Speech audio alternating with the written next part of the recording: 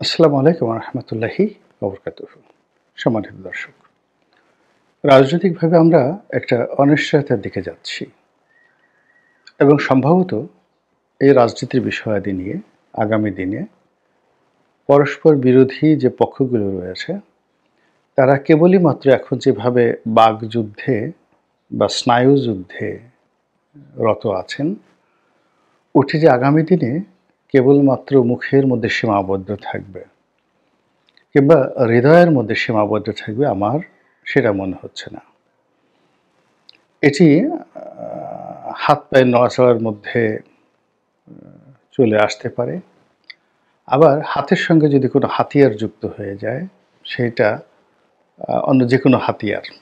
আমরা তো দেশীয় অনেক হাতিয়ারের কথা জানি, আবার আগ্নেয়াস্ত্রের কথাও জানি। রাজনৈতিক বিরোধ নিয়ে দ্বন্দ্ব ফ্যাসাদ, মারামারি, কাটাকাটি, তারপর হানাহানি, গোলাগুলি, বিদ্রোহ, এগুলো সারা দুনিয়াতে অহরহ একটি বিষয়।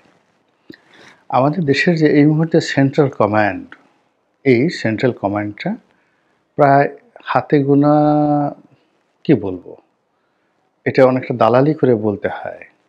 আমাদের অমুক বাহিনী, আমাদের অমুক ভাই, অমুক বিভাগ আমাদের মর্যাদার প্রতীক। কিন্তু বাস্তবতা হলো চেইন অফ কমান্ড বলতে যা বোঝায়, সেটি একটি পরিবারে যেভাবে ভেঙে পড়েছে, একইভাবে সমাজে সেটির অবস্থা আরও করুণ। সমাজের পরে আমরা যদি রাজনৈতিক সংগঠনগুলোতে যাই, সেখানেও কিন্তু কোনো চেইন অফ কমান্ড নেই। আর সরকারি অফিসে চেইন অফ কমান্ডটা কেমন হলো বা কেমন হচ্ছে, আপনারা প্রতিনিয়তই দেখতে পাচ্ছেন। সিনিয়র জুনিয়রদের মধ্যে দ্বন্দ্ব সংঘাত, মারামারি, কাটাকাটি, ঘুষ লেনদেন, একে অপরকে অপমান করা, তাড়িয়ে দেওয়া, এই বিষয়গুলো সেই স্বাধীনতার পরে গত 50 বছরে এতটা নিকৃষ্টভাবে কখনই আসেনি। আমাদের এই সমাজে এখন যে মব জাস্টিস হচ্ছে, বিচারের নামে যে প্রহসন হচ্ছে, এবং যে বিষয়গুলো কখনই আমরা কল্পনা করিনি, যেমন আগে একজন পাগলকে মানুষ আক্রমণ করত, তার পাগলামি মানুষের সহ্য হতো না, তাকে মারধর করা হতো, মাথার চুল কামিয়ে দেওয়া হতো। অথবা সমাজে যারা প্রান্তিক জনগোষ্ঠী, তাদের মধ্যে কেউ যদি খুব নিন্দিত কাজ করতেন, খুন খারাপির মতো তো হলে ফৌজদারি মামলা হয়ে যেত, কিন্তু আমরা গ্রাম বাংলায় যেটিকে চুরি চুট্টামি বলি, একটু চুরি চামারি করতো, কলা, কচু, মুরগি, ডিম, এগুলো, বা একটু চুট্টামি করতো যেটিকে বলা হয়, পাশের বাড়ির কোনো কুলবধূ বা কোনো রমণীকে দেখলে মুসকে মুসকে হাসতো, এমনি এর বাইরে কোনো অপরাধ করতো না। চোট্টা শব্দের অর্থ ঠিক সে কোনো ফিজিক্যাল অ্যাটাচমেন্টে যাওয়ার আগ পর্যন্ত তার যে অঙ্গভঙ্গি, ওটাকে চোট্টামি বলা হয়। তো যাই হোক, এই চোর এবং চোরটা, তাও ছোট চোর এবং প্রান্তিক জনগোষ্ঠীর, একেবারে দরিদ্র, যার কোনো রেজিস্ট্যান্স পাওয়ার নেই, এই মানুষগুলো অন্যায় করলে আমরা আবহমান কাল থেকে গ্রামের অন্যান্য গরিব মানুষেরা তাদেরকে মাথার চুল কামিয়ে দিত, অনেকে ঘোল ঢেলে দিত মাথার চুল কামিয়ে, তারপরে কারো কারো গলায় জুতোর মালা পরিয়ে গ্রামে ঘোরানো হতো। কিন্তু চেয়ারম্যান, মেম্বার, এমপি, মন্ত্রী, প্রিন্সিপাল, শিক্ষক, সেনা কর্মকর্তা, পুলিশ কর্মকর্তা, এদের সঙ্গে আমাদের এই দেশের সাধারণ আমজনতা কখনো এই ধরনের খারাপ আচরণ করবে, এটি আমরা কখনো কল্পনা করিনি। কিন্তু 2024 সনের ডিসেম্বর মাসের বাস্তবতা হলো, সারা বাংলায় এরকম অনেক অপ্রীতিকর ঘটনা ঘটছে। অনেক প্রভাবশালী সম্মানিত মানুষ, যাদের সামনে এই 1 মাস আগেও যখন কোনো একটা মানুষ কথা বলতে সাহস পেত না, এখন তাকে চুলের মুঠি ধরে, তার মাথা কামিয়ে, তার গলায় জুতোর মালা পরিয়ে তাকে ঘোরানো এখন কোনো বিষয়ই নয়, অনেকটা ডাল ভাতের মতো হয়ে গিয়েছে। তো এই যে একটা মব বা একটা মবকে তারা জাস্টিস বলার চেষ্টা করছে, এরই প্রেক্ষিতে আমাদের রাজনীতি আগামী দিনে কোন পর্যায়ে চলে যাবে, এবং এর মধ্যে আমাদের শেখ হাসিনার বিচার হতে হবে, এর মধ্যে আমাদের শেখ হাসিনার যারা দোসর জাতীয় পার্টি আছেন, রাশেদ খান মেনন, হাসান নেহারুল হক ইনু, ব্যবসায়ী সালমান এফ রহমান থেকে শুরু করে অন্যান্য যারা সরাসরি রাজনীতি, আওয়ামী রাজনীতির সঙ্গে জড়িত নয়, কিন্তু সুবিধাভোগী, আওয়ামী সিন্ডিকেটের সঙ্গে যারা সম্পৃক্ত, তাদেরকে দোসর বলা হয়। তো এখন এই দোসরদের বিচার শুরু হচ্ছে বা হবে। এখন এগুলো করার জন্য একটি আদালত, যেটা আওয়ামী লীগ জমানাতে করা হয়েছিল, আইসিটি কোর্ট, ইন্টারন্যাশনাল অপরাধ ট্রাইব্যুনাল, এখন এখানে সব মামলা দেয়া হচ্ছে।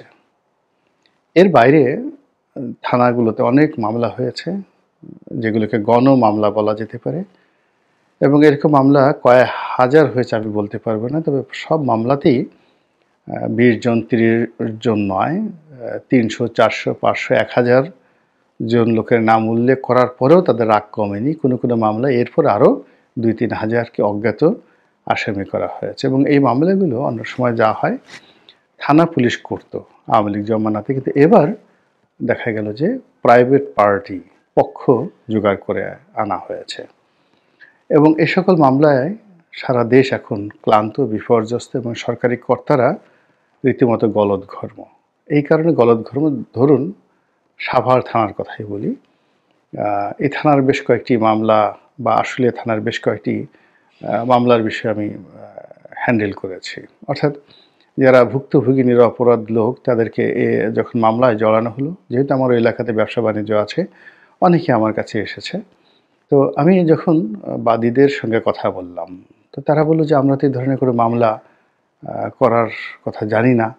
একজন লোক এসে, প্রভাবশালী একজন লোক এসে আমাদের বলল স্বাক্ষর করার জন্য, আমরা স্বাক্ষর করে দিয়েছি। অমুকে যদি বলে আমরা তো না করে পারি না, এই পর্যন্ত। তারপর যখন আমি থানাকে বললাম, থানা বলল যে স্যার আপনি তো জানেন কিছু করার নেই। আচ্ছা, একটু এসপি সাহেবের সাথে কথা বলেন। বললাম এসপি সাহেবের সাথে কথা, এসপি সাহেব বলে ডিআইজি সাহেবের সাথে কথা বললেন। বললাম ডিআইজি সাহেবের সাথে কথা, ডিআইজি সাহেব বললেন যে আমার নিজেরই তো চাকরি যায় যায় অবস্থা। তো এরকম ঘটনা কয়েকটা ঘটেছে। পরবর্তীতে দেখা গেল যে যারা একটু তদবির করে মামলা ঠেকানোর চেষ্টা করেছে, সেক্ষেত্রে বাদীকে দিয়ে কোর্ট কাছারি থেকে, মানে আদালত থেকে এই এজাহার নেওয়ার জন্য একটা অর্ডার নিয়ে আসা হয়েছে। এভাবে যে মামলাগুলো হয়েছে, কত হাজার হয়েছে সারা বাংলাদেশে, এখনও পর্যন্ত একজ্যাক্টলি এই তথ্য আমরা জানি না। অনেক সময় যে একটা ট্রান্সপারেন্সি থাকে, সেই তথ্য আমরা জানি না, কিন্তু মামলা হয়েছে, হাজার হাজার মামলা হয়েছে। এবং হাজার হাজার মামলার মধ্যে যদি গড়ে 500 করে আসামি থাকে, তো সেই আসামির সংখ্যা কত হবে? এবং অবাক করার ব্যাপার হলো, প্রায় বেশিরভাগ মামলায় 1 নম্বর আসামি শেখ হাসিনা। এত লম্বা ভূমিকা টানলাম এই কারণে যে বাংলায় এখন নির্বাচন নিয়ে তুমুল বিতর্ক চলছে। প্রথমে বলা হলো যে নির্বাচন হবে, তবে প্রয়োজনীয় সংস্কার সাধন করার পর অনেকগুলো সংস্কার কমিশন হয়েছে। এখন সংস্কার শব্দটি এখন রীতিমতো একটা গালিতে পরিণত হয়েছে, এটি জনপ্রিয়তা হারিয়েছে। এবং যারা সংস্কারের কথা বলেছেন, প্রধান উপদেষ্টা থেকে শুরু করে অন্যান্য যে সকল উপদেষ্টা, তারা সবাই ট্রলের শিকার হয়েছেন। প্রধান উপদেষ্টাকে নিয়ে হয়তো প্রকাশ্যে ওইভাবে কেউ গালাগাল করেনি, কিন্তু যে সকল উপদেষ্টা এই সংস্কারের পক্ষে শুধুমাত্র একটা টু শব্দ করেছেন, তাদের 14 গোষ্ঠী উদ্ধার করে দেওয়া হয়েছে। কে নারী, কে পুরুষ, কে বৃদ্ধ, কে আবাল, কে বনিতা, ডাজ নট ম্যাটার, সবাইকে একেবারে জনাব সেফায়েতুল্লাহ সেফু যেভাবে গালাগাল করেন, ঠিক ওইভাবেই গালাগাল দিয়ে কাউকে ভারতের দোসর, কাউকে রয়ের এজেন্ট, কাউকে স্বাধীনতা বিরোধী চক্র, যে যার মতো করে ট্যাগ লাগিয়ে এদেরকে হতোদ্যম করে দিয়েছে। ফলে এখন সংস্কার আগে হবে, তারপরে নির্বাচন, এই জিনিসটা আপাতত আগের মতো মার্কেটে চলছে না, বা মার্কেট পাচ্ছে না। এখন কি করা যেতে পারে? সরকার হাতে সবসময়ই কতগুলো টিম থাকে, বি টিম থাকে, সি টিম থাকে, ডি টিম থাকে। সরকারের কতগুলো ছায়া সরকার থাকে, যেমন গোয়েন্দা সংস্থা, ডিজিএফআই, এনএসআই, তারপরে ডিবি, এসবি, এগুলো থাকে। এগুলো আগের সরকারের ছিল, বর্তমান সরকারেরও আছে। এরা পর্দার আড়ালে থেকে বিভিন্ন রকম নড়াচড়া করে। তারা যে এখন করছে না, এই কথা কিন্তু বলা যাচ্ছে না। 2 নম্বর হলো যে রাস্তায় তাদের পক্ষে ঘেউ ঘেউ করার জন্য তাদের অনেকগুলো প্রতিষ্ঠান থাকে, অনেকগুলো ভাড়া করা লোকজন থাকে দেশে এবং দেশের বাইরে।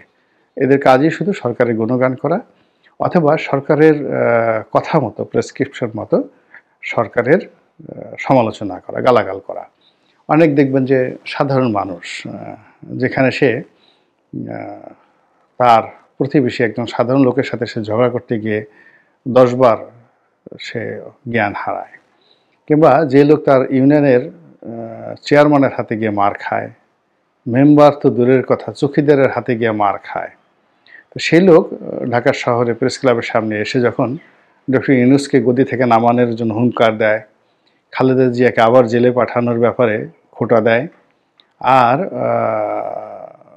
ডক্টর মোহাম্মদ ইউনূসকে টেনে হিসড়ে নামানোর হুমকি দেয়, আর বলে শেখ হাসিনাকে নামিয়েছে, তখন আপনি বুঝতে পারবেন যে এখানে এই কথাগুলো শিখিয়ে দেওয়া হয়েছে এবং এই কথাগুলো বলার জন্য যথেষ্ট নিরাপত্তা তাদেরকে দেওয়া হয়েছে এবং এই কথা বলার জন্য তারা যথেষ্ট পরিমাণ অর্থবৃত্তি পেয়েছে। তো এগুলোকে আপনি B team, C team, D team বলতে পারেন, যাদেরকে দিয়ে সরকার অনেক কথাবার্তা বলায়। তো সেই দিক থেকে এখন এই মাঠে বি টিম, সি টিম বলবো কিনা জানি না, অনেকগুলো খুচরা খুচরা ছোট ছোট রাজনৈতিক দল, অনেকগুলো রাজনৈতিক মুখপাত্র, অনেকগুলো ব্যক্তি একেবারে সম্মুখ সারিতে চলে এসেছে, যারা আমাদের মূল ধারার যে রাজনীতি কিংবা যারা আমাদের মূল ধারার যে গণতন্ত্র কিংবা ব্যবসা বাণিজ্য কিংবা সমাজের যে একটা ইন্টিগ্রিটি বলতে যেটি বোঝায়, ওই পর্যায়ে তারা এখনো পৌঁছাতে পারেনি। কিন্তু সরকারের আশকারা পেয়ে তারা বেশ শক্তিশালী। তারা এতটা শক্তিশালী, তারা ইচ্ছা করলে গিয়ে এখন আওয়ামী লীগের অফিসে হেগে আসতে পারে, তারা ইচ্ছা করলে 32 নম্বরে গিয়ে সেই জল বিয়োগ করতে পারে, মূত্র বিসর্জন করতে পারে, তারা ইচ্ছা করলে গণভবনে অর্থাৎ শেখ হাসিনা পরিত্যক্ত গণভবনে সেখানে গিয়ে তারা মূলা চাষ করে আসতে পারে, বেগুন চাষ করে আসতে পারে। আমরা আগে বলতাম না যে তোর বাড়ি, তোকে ভিটা মাটি উচ্ছেদ করে তোর বাড়িতে বেগুন চাষ করে দেব, বেগুন এরকম। তো এখন শেখ হাসিনাকে উচ্ছেদ করে তার বাড়িতে এখন বেগুন চাষ করে দিয়ে আসতে পারে। এরকম অনেক শক্তিধর লোকের সৃষ্টি হয়েছে যারা মূলত সরকারের মদতপুষ্ট। এরা সব কাজ করতে পারে, তারা কোরআনে তাফসির করতে পারে, তারা গীতার ব্যাখ্যা করতে পারে, তারা সংস্কৃত ভাষা জানে, তারা ইংরেজি ভাষা জানে, অর্থাৎ তারা যা কিছুই বলেন না কেন প্রতিটি জিনিসই সঙ্গে সঙ্গে অমৃত হয়ে যায় সরকারের মধু এবং মেওয়ার কারণে। তো এরকম অসংখ্য মানুষের মধ্যে আমরা সত্যিকার অর্থে আপন মানুষ কারা, সত্যিকার মানুষ কারা এবং কাদের কথায় দেশ চলছে এই জিনিসটা আমরা বুঝতে পারছি না। যখন আওয়ামী লীগ ছিল তখন মনে হতো শেখ হাসিনার কথায় দেশ চলে, শেখ হাসিনা ছাড়া কেউ দায়ী না, শেখ হাসিনা হাসতে বললে ওবায়দুল কাদের হাসেন, শেখ হাসিনা কাঁদতে বললে ওবায়দুল কাদের কাঁদেন। বিএনপির জমানাতে একই মনে হতো যে বেগম জিয়া যা বলেন তাই হয়, আর হাওয়া ভবন থেকে জনাব তারেক রহমান সাহেব যা বলেন তাই হয়। এই দুটো ভবনের বাইরে তেমন কিছু হয় না।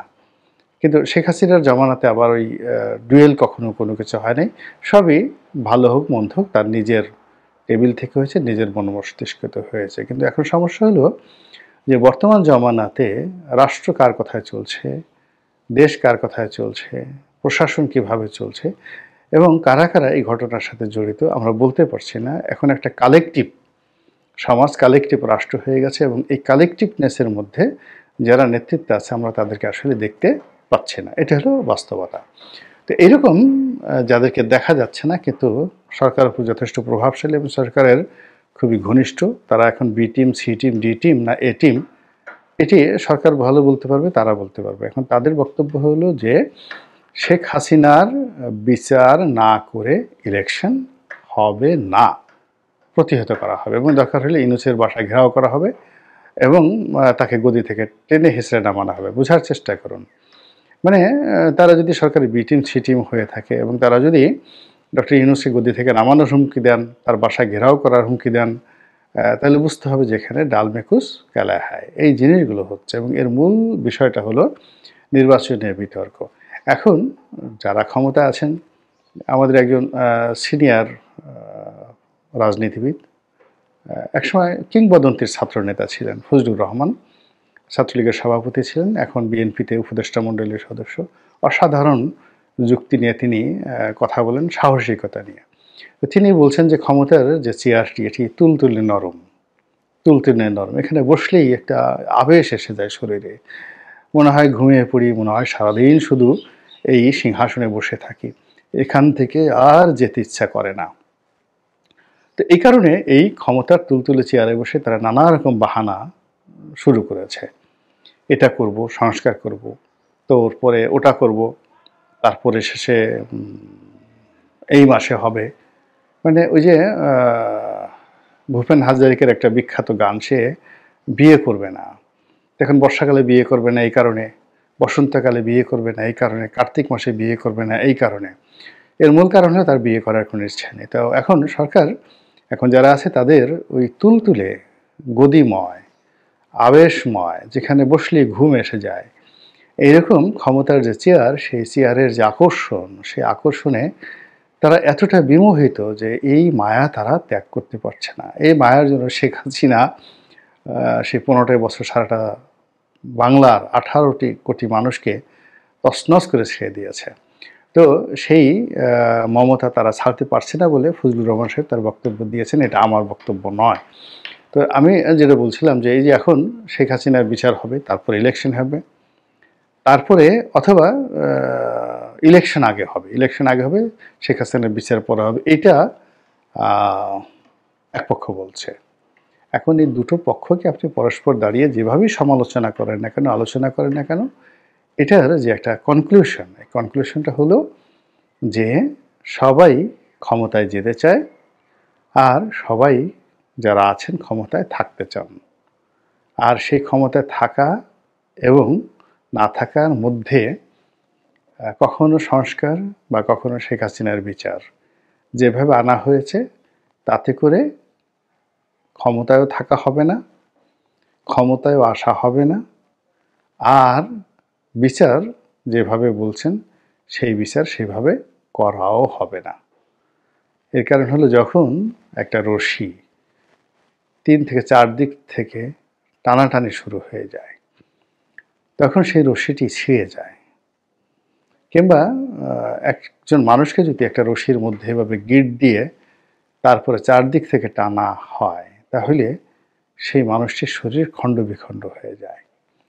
এখন নির্বাচনকে কেন্দ্র করে আমরা যেভাবে রশি টানাটানি করছি, যেভাবে কথাবার্তা বলছি, তাতে আর যাই হোক না কেন নির্বাচনের যে রোডম্যাপ, এটি অক্ষত থাকছে না।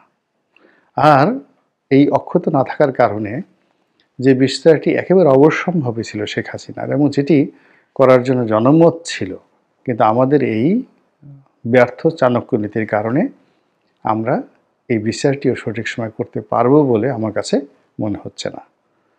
মহান আল্লাহ আমাদের সবাইকে হেদায়েত দান করুন এবং হেফাজত করুন। আসসালামু আলাইকুম ওয়া রাহমাতুল্লাহি ওয়া বারাকাতুহু।